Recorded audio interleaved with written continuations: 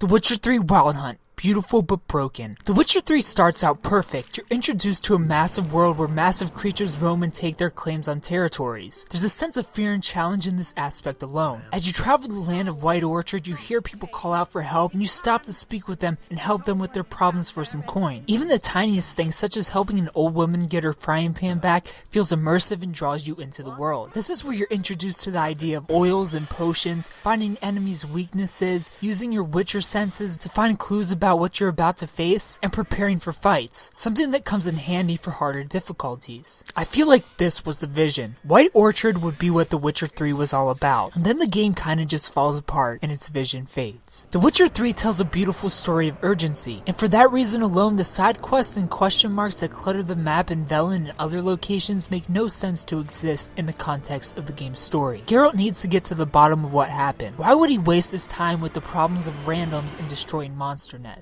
There's some great side quests that actually tie into the story, and they're beautiful and fun quests, but the ones there just to attempt to make the world feel alive ultimately feel like pointless grinding. Many times I found myself just skipping through the cutscenes of these quests. This could have been fixed with incentive more than coins, such as weapons and armors like treasure hunts offer. Witcher contracts should have been mandatory obstacles in your way of story progression. These types of things make sense in Skyrim type games where you write your own story, but in The Witcher 3 the story is already established. You aren't an adventurer, you're a rescuer, but as a rescuer, there's tons to do to level up so you can take on the challenges that await you. Again, contracts and side quests could have used this idea for benefit, making them feel like training instead of just a job. You can set out into the world to clear up abandoned sites to repopulate them, you can go out to take down beasts terrorizing territories, or just go out and fight random creatures blocking your way to a new undiscovered location. And the combat is satisfying, so fighting enemies never feels like a drag. You can block, parry, roll, dodge, heavy attack, fast attack, shoot at them with arrows, use any of the magic signs to shoot fire through your fingers, use a protective spell, magic traps, knock enemies back, control their minds. So much opportunity and combos that can be played with. And while defeating creatures doesn't grant much XP, they're still worth the fight as enemies drop items for upgrades, crafting, and alchemy. Crafting in this game is really some of the best I've seen. You can dismantle objects for items you need to craft base items for main items. It may feel overwhelming at first, but once you really dive in, it's clever and worthwhile to figure out. You can purchase items from shops and alchemists, or you can explore the beautiful world that The Witcher 3 offers. When you do level up, you can use the skill points in a vast skill tree and choose the perks you want to use, with up to 12 free slots for these perks. This skill tree can be wrapped around your personal playstyle or the style you need to take down a specific enemy, as there are potions to reset your perks so you can respend them. I'm a very aggressive player, so I for the most part focused on combat skills rather than alchemy or magic. There are also races you can do, but your horse annoyingly gets caught up on nothing and will randomly just stop, which can lead to frustration. And now my favorite part of the game, Gwent. Gwent is a mini-game within the game, and I'm not ashamed to say that I like Gwent more than Witcher 3 itself. Gwent is a very addictive game with massive marketing potential, so I'd love to see this turn into an app in the game itself. Now for the bad. For starters, leveling up in The Witcher 3 is a complete drag. Not only does the little XP given make slaying hordes of creatures feel unsatisfying, the game's design actually discourages it. If you dare level grind like you're supposed to do in an RPG rather than stick to the main story, you're punished for it by earning 0 XP if you're 6 levels or more above the suggested level for that mission. Not only does it discourage you from going on your own wild hunt, but it makes you look at side quests and blow them off.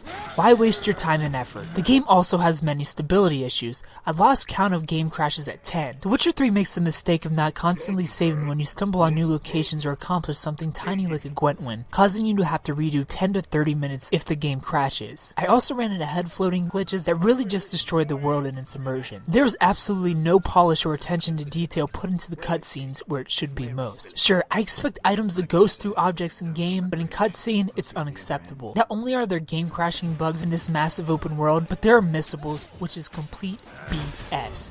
Making a 200-hour-long game and putting in content such as side quests and collectibles and making them missable if you don't drop the world to do them now is massively disrespectful to players in their time. At the very least, put asterisks around missable quests so we know to prioritize them, so we don't get lost in your story, heaven forbid, and have to replay a 200-hour game again to see content we feel robbed of. Or better yet, don't make them missable at all, which leads me to achievements and more BS. The Witcher 3 is all about choices. That being said, it's shady as heck. to put in achievements that force you to make certain decisions, really lessening the game's experience having to try to spin a web around a mid-game ding. I know you don't have to trophy hunt, but that isn't an excuse to disrespect a player's experience by forcing those that do trophy hunt to play by your rules. That contradicts the entire premise of The Witcher 3 as a game. While I was massively impressed by my first 10 hours of The Witcher 3, there are too many flaws in the game design for me to overlook. That doesn't take away from the fact that this is a gorgeous and intensely immersive game with thought-provoking storytelling. Over 30 different endings you can get in hundreds of hours of content. For what it is, an action RPG, 9 out of 10. And as an overall game, 9 out of 10. If you played The Witcher 3 Wild Hunt, tell me what you thought about it down in the comment section below. If you haven't played it, tell me if you plan on picking it up. Thumbs up. If you like the video, subscribe if you're new to the channel. And tune in Monday in 2 weeks for the Season 6 premiere, First Impressions, and the backlog, where you find out what game I'm playing next. Thanks for watching.